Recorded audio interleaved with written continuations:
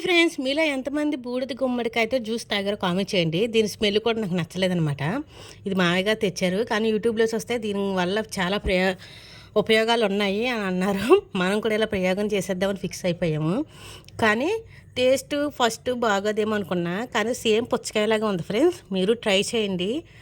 రోజు కాకపోయినా అప్పుడప్పుడైనా తాగండి, హెల్త్కి మంచిదట. బయట అయితే 50 రూపీస్ తీసుకుంటున్నారు, కానీ ఇలా చాలా లేతగా ఉంది, గింజలు కూడా లేవన్నమాట.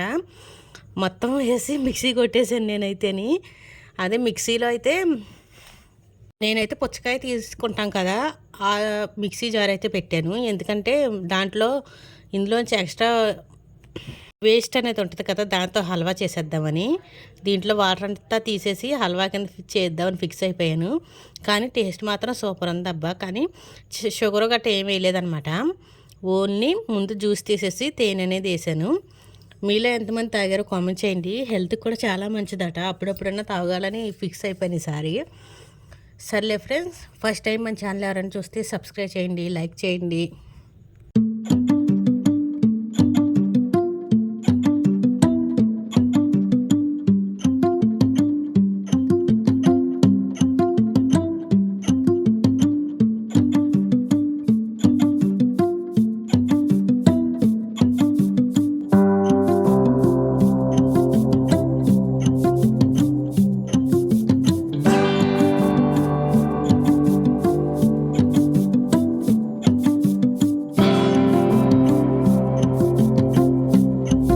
నేను చేసిన గుమ్మడికాయ జ్యూస్ అయితే రెడీ అయిపోయింది.